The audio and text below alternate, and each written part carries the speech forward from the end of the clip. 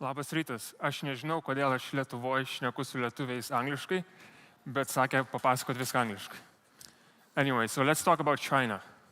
The talk before me talked about TikTok, and the last question for her was, what are the biggest brands on TikTok shop? She lied to you. All the biggest brands on TikTok are from China. So this talk is why that happened. If you go to any e-commerce website, anywhere in Europe, anywhere in the US, you probably recognize this app. Everything you buy is more expensive than you can currently buy on apps like Temu. So this talk is really about how did it happen? How did the supply chains, how did the marketing change to allow you to buy something that is currently being sold locally at 5 times the price? And it all obviously started with made in China. Most of us in the audience have been born where everything on the shelf is made in China. Most clothes are made in China. And if you buy anything really, from this jacket to an iPhone, everything has a little label saying it was made in China. So for us, made in China is the default. We know everything is made in China. It's not surprising to us. But what is surprising is that made in China is not an old thing. It really only started in the 80s.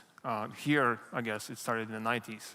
So it's only over the last couple decades that most goods were starting to get produced in China, and China became the world's manufacturing plant for everything. And over time, we moved more and more and more goods. And that applies obviously to the US and to Europe and to most other countries. We have outsourced manufacturing for most goods, from electronics to clothing. And it's, by now, very hard to imagine moving it back to local production, except for high-quality goods, high price points. But what never happened before is that we only used China as a giant manufacturing plant. We never bought Chinese brands, and these Chinese manufacturers never sold goods to us directly. Well, unless you were not paying attention. What's been happening for the last decade or so is that we've been buying goods from China directly without even knowing it. And that, again, applies to all countries. It even applies to e-commerce marketplaces in this country. It's a secret no one really wants to talk about, is that most sellers on most marketplaces are actually Chinese companies. So the goods they're now manufacturing are being sold to you directly by a Chinese seller. And this is perhaps the most visible on a platform like Amazon. So when you buy from Amazon, statistically, most likely, you're buying from a company in China without even knowing it. It comes in the same box with Amazon logos. The experience, the shopping experience, the returns experience, the customer experience, it's all the same, but the good actually was sold to you by a company in China. How did that happen? If you look at Amazon, Amazon is not a retail company. In the same way, most local e-commerce companies here are also not retail companies. They are marketplaces. These marketplaces consist of many sellers, and most of these sellers on most marketplaces are based in China. If you look at Amazon, 60% of goods sold on Amazon today are sold by third-party sellers. And more than half of these sellers on Amazon are based in China. And this is, again, not a historically old thing. It only happened over the last 10 years or so that the share of goods sold on these marketplaces moved all to China. So when you buy something directly from Amazon, statistically 60 times 50, you get 30% chance you're going to buy a good directly from China. Another thing is fascinating to people because most of the time you don't really think where these goods you're buying are actually coming from, but they're coming from directly from China. And thus brings us to the latest evolution of this. And what's now the current state of e-commerce is that what I call promoted by China. Initially, China was just manufacturing goods. With the help of marketplaces like Amazon, they moved to selling goods to us directly through existing domestic marketplaces, and now they're building their own retail apps, and thus removing any involvement of any domestic players in the retail chain, except for shipping companies. And that's, I think, going to have a massive impact to everyone, both including people who are retailers, who are brands, and also people who run marketplaces. So when we talk about these companies, there's obviously the three biggest ones we all know about, and the names worth mentioning the most, which is AliExpress. Most people in this room probably have used AliExpress. It's been around in Europe prominently for over a decade. It's a sister company by Alibaba, one of the largest companies out of China. Shein started off as a fashion blog more than 10 years ago, but really blew up as a clothing retailer in the last 5 years or so. And then 2 years ago, Temu launched by a giant Chinese retailer, thus kind of infinite capital, infinite resources, and they've taken over e-commerce everywhere. So what are these companies?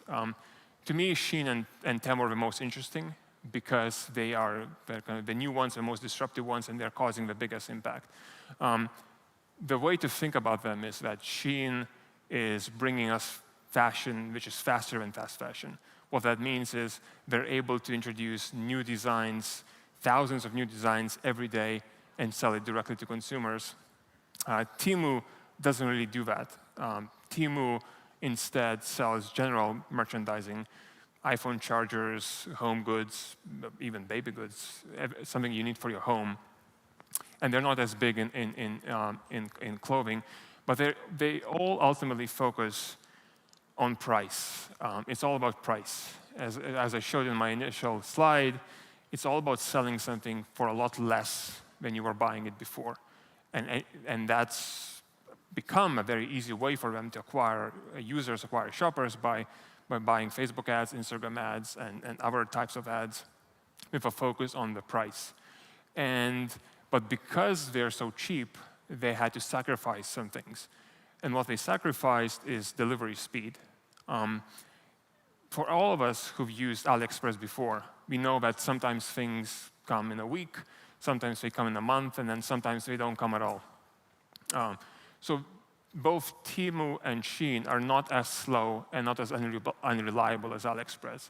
That's one of the biggest innovations we've been able to execute, is that they actually made international delivery from China something that can be done reliably and come to you in under a week. So all of a sudden, paying for something a lot less and then only having to wait a week has become a very big thing. And that's why in less than 2 years, Temu became bigger than AliExpress, even though they are ultimately selling the same good. Obviously, the question is, how on earth are these companies selling goods so cheaply? Why are the headphones on Temu cost 3 euros, and here sold by a local retailer, they're a lot more expensive? Well, because we're skipping a lot of the layers in the supply chain that typically add margin. They've integrated all the manufacturers in China and processed their own shipments out of China directly to the US and Europe, and thus cut out a lot of the cost. But the thing you probably have seen the most, mentioned the most, and that is perhaps much more important, is they also don't pay taxes. They don't pay a lot of taxes. And the tax they are avoiding the most is customs tax. After the First World War, so in the 30s, we thought that many people will travel to cities like Paris and will then buy something and then would like to have an option to ship it back to their home country and not pay any taxes because it's just something they bought. So we introduced de minimis thresholds and thus allowed people to buy something locally very cheaply and then ship it back to their home country and not pay any tax. In the US, in the 90s, that limit was increased to $200. And then when Trump was in office, that limit was increased to $800. In Europe, I believe it is 150 euros. So anything under 150 euros and that comes directly to the shopper, doesn't pay any customs tax. This is not illegal, but we just kind of accept it. And this has perhaps been one of the biggest contributors to these super low prices, is that they're not paying the same tax as all of us in this room. So combine that is you have law that enables not paying tax in some cases for some types of goods in some price points, and also an opportunity which is created by the local retailers not really being fit to source, for example, thousands of new designs every day. And that's where both Shein and Temu slot in. And Temu launched less than 2 years ago in September in 2022, and now it's the second largest e-commerce website in the world. And it's obviously not the second largest website by revenue or by sales. It's going to take a long time to get there, but it's already aiming to be the largest retailer in Europe by sales volume. And we'll see if we get there. There's a lot of questions, and there's a lot of reasons why that shouldn't happen. So how did we know the supply chain story? We know they found these goods. They've integrated the supply chain in China. They've been able to avoid paying customs tax. So the cost basis is great. But how do you get it in front of consumers so quickly? How do you go from 0 traffic to 700 million visitors a month in 2 years? Well, you buy a lot of ads. So these Chinese apps have become the biggest advertisers in e-commerce in the world. Over the last couple of years, they've both collectively been spending more than $10 billion a year to get in front of consumers. And obviously, with enough ads, you will reach consumers. So their disruption really comes from their unlimited ability to spend unlimited amount of money on advertising. Collectively now, they're a giant business. Roughly $200 billion will be sold through these platforms this year globally. Probably 40%, 35% of that will go to Europe, another 40% to the US, and then the rest in Japan and other countries. So they're giant platforms, and will only get bigger unless, I guess, governments try to stop them. So to put it all in perspective, and the title of this talk is about this evolution of retail. We had first made in China, so only manufacturing was done in China. Then we moved to sold by China, which allowed both manufacturing and selling to be done from Chinese companies. And now we finally reached a point where all of the supply chain happens in China and pressurizes kind of local companies. But these things, while they look like they're somehow kind of disconnected, and you can say, okay, made in China was one thing, but now we are talking about Temu, which is something completely different and unrelated historically. If you plot all these trends over time, they're actually the same trend. The red line is growth of China as a manufacturing hub. The blue line here is growth of China as a seller community on Amazon platform. And then lastly, traffic of Temu.com. So these trends they all look exactly the same.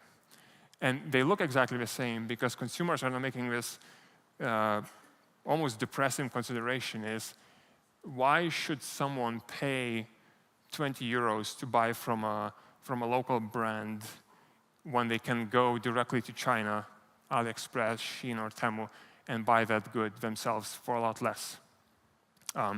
You've all seen many stories, even recently here locally, about influencers selling goods that are seemingly so much cheaper on AliExpress or somewhere else.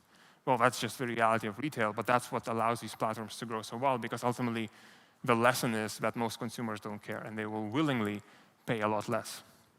But the more interesting aspect to this is that, like, most things are the same. For a while, we thought that, okay, AliExpress is selling this like super cheap garbage, like unreliable, bad electronics, cheaply made clothing, et cetera, but then all the local retailers are selling these like special goods with like special curation and quality assurance and all these things. Like, that's not how it works. Ultimately, everyone is selling the same goods from the same source, and that source, again, is in China. And because they're selling the same good, these platforms are able to say, hey, the good you've been buying before for a long, long time now can be bought up for a lot less. So when you look at any retailers and you compare the price, you often realize that they're all selling the same goods. And it's even true for fashion. The fact that Supreme is selling a T-shirt for $200 doesn't mean that it's a better T-shirt than a T-shirt from H&M that costs 10 euros. It's often the same thing. But branding and storytelling creates the value. And for most consumers, the lesson these apps are telling them is that, hey, maybe you shouldn't buy locally. You can just buy it from China and pay a lot less. And the lesson consumers are learning is that there's no such thing as price of goods. Like, price is a very relative, subjective term, and it can mean many different things. And when you buy from a store, your price is not relative to the cost of good. It includes branding, it includes curation, it includes quality assurance, it includes safety, testing, all sorts of different things. But if you don't want to do them, or if you don't want to pay for them, you can pay a lot less, and that's what's happening. But sometimes products are very different, and you shouldn't dismiss these platforms as just these silly kind of tax avoidance scams that avoid doing the things local retailers are doing, and that's why they're so cheap, and that's why consumers are using them. Sometimes the things they're selling are actually different, and this is perhaps the most visible in clothing. So for a while, there was this funny term that, especially 10 years ago, we all thought we're going to make these great, we're all going to have a 3D printer in our home, and we're going to be able to make anything you want. You need a hook for your bathroom. You go to your 3D printer, you order it, and it gets made for you. Well, we realized China is our 3D printer. You can make anything you want super, super cheaply and pay less than 2,000 euros for a container to get it into Europe or into the US. So why do you need 3D printers? If you apply the same thing to clothing, you realize that most clothing and most stores source goods very, very slowly. You typically have a spring season and fall season. You come up with designs. You order large quantities of that design, and you hope that it sells. Then you ship it into giant distribution centers, and you stock it in shelves, and then you wait a very long time for it to sell. And eventually, even if it doesn't sell, you find liquidation. But ultimately, you sell very few goods in very large quantities, because what you're trying to optimize is the journey from China or from somewhere else. What Shein has been able to do is say, don't do any of that. We're going to come up with 1,000 designs every day and only manufacture the smallest amount of quantity of that product and then ship it to consumers once we have placed an order. So it's on-demand manufacturing, realistically, and that relies on super fast and very affordable shipping from China. This is why China is our 3D printer. Because once you can think of China as a place to manufacture goods on demand and have them here in the same week, then why would you order something in thousands of or tens of thousands of quantity? And that's ultimately the biggest innovation of Shein. So what is the effect of this? And what does it mean for all of us? The problem is that all these evolutions of retail are destroying local companies and local jobs and local manufacturing.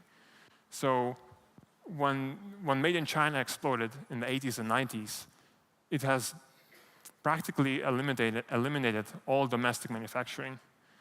Now that we've been seeing sold by China, most sellers on Amazon are from China, most sellers on TikTok are from China. Every seller on every e-commerce platform is ultimately from China. And even the marketplaces that are talking in this conference today are recruiting Chinese sellers. Maybe they don't tell you about that. But then ultimately, the latest stages of Temu and Shein is they're cutting out domestic retailers. So why would you buy from a domestic e-commerce company when you can buy from a Chinese one and pay a lot less? This is very scary, I think. So why is this a problem? Well, it's a problem for two things. We think, I see it as a kind of disruption of retail, disruption of e-commerce, and I think it's fascinating for many different reasons.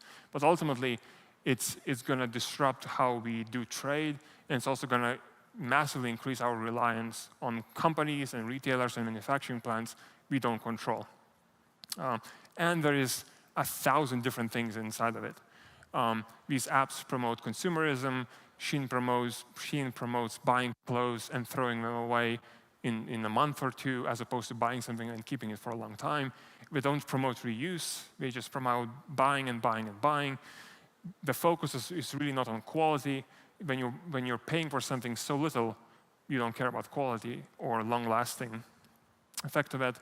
The environmental impact of all this increased buying is very, very bad.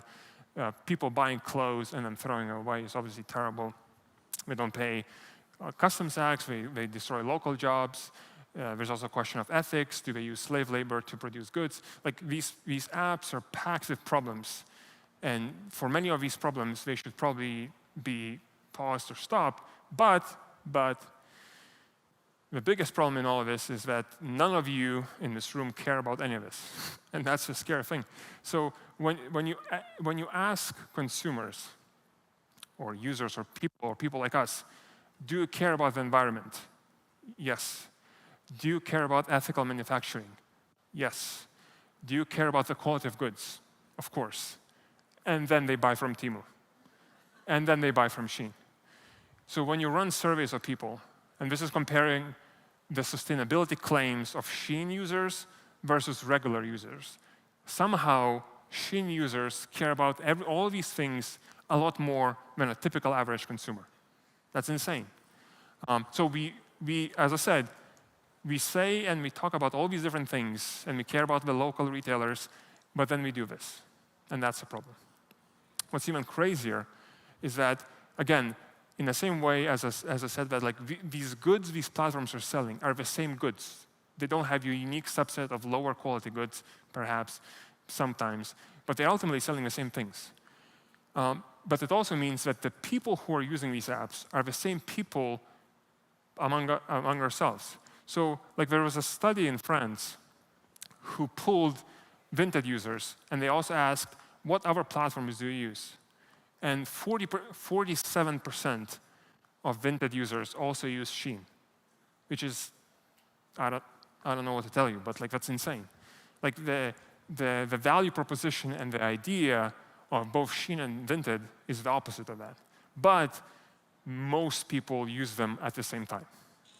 So when we talk about all these negative aspects of these disruptors from China, you have to realize that most users will gladly use them, and most users want to pay less. So what is the reaction we're applying to this, both as a market and as the industry? Well, obviously, we're trying to ban them as quickly as we can. So if you look at any government, again, from the US to Europe, every one of them is trying to find a way to stop these apps from growing. This is a proposal in Poland. There's a proposal in Germany. There's a proposal in France. There's a recent customs tax change in the US that only happened on Friday. Every country and every regulator is trying to remove customs tax loopholes. They're also trying to introduce kind of enforced sustainability efforts. They're trying to introduce some sort of a carbon tax to anything, and all these things that these apps are doing. So we are effectively on the government level, we are trying to stop these apps. But as I said, the problem is that consumers don't care, mostly. But it's not a zero-sum game. So the fact that these apps are huge and they're growing massively doesn't mean that there's no space for local retailers. The problem is, if you're selling iPhone cables, there's probably no space for you because I can buy it from Temu for a lot less. But if you're buying something with a story and with a community and with a reason to buy from a local company, that's where local companies thrive. So it's not a zero-sum game. These apps are not going to take over e-commerce, but they're probably going to most massively affect the biggest e-commerce marketplaces here and elsewhere as well. And finally, my kind of if you can take away one thing from his talk, is that we all used to think as China as our manufacturer, but now China thinks of us as as their marketplace, and that's perhaps what's the most visible during the European Football Championship this summer, where it happened in Germany, the country that produces more cars than any other country in Europe, and it had only Chinese companies sponsoring the event, and in most countries, most new electric cars are coming from China. So this is not unique to e-commerce, this is not unique to social, like TikTok, this is not unique to cars. In most industries now, China is thinking of us as a marketplace, not just as producers of goods. And if you think about that, I think that's going to impact how you make decisions in the future. And with that, thank you.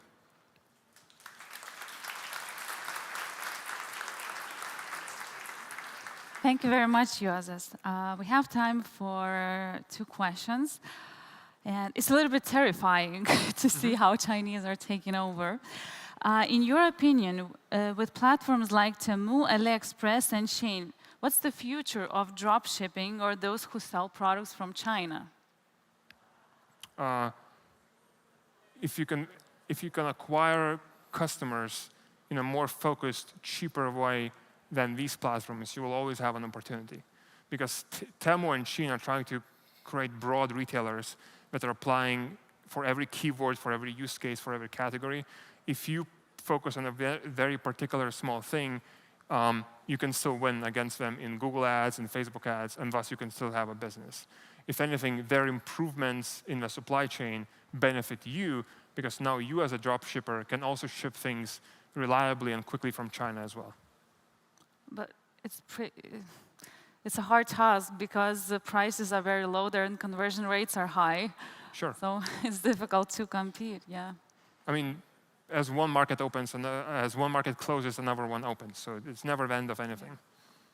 What regulatory mechanisms can help in solving the loss of domestic manufacturing and retail? Is there any way to go back to domestic? I think we just have to admit that we want protectionism. If we admit ourselves that these taxes and law changes we are doing are mostly to preserve jobs, if we're not pretending they're for something else, when if we admit they're for preserving jobs, then we will do them and we will save jobs. But like, there's no saving manufacturing jobs. There's no saving like a lot of the supply chain jobs. Like, you have to do AI. All right, and just a quick question from Gabriela. How to stay competitive for local sellers in the fashion industry, then? Again, it's all about storytelling. So Shein is this very broad thing which has no story, has no local adjustment to any individual market. You as a local brand can be localized, can be focused on particular things, and can communicate in ways that these global companies cannot. Again, if you take something like the naughty ones, the one that they make the sweaters, Shein cannot do that. And then they have a business just from that. Thank you very much, Juozas. Thank you very much for an interesting presentation.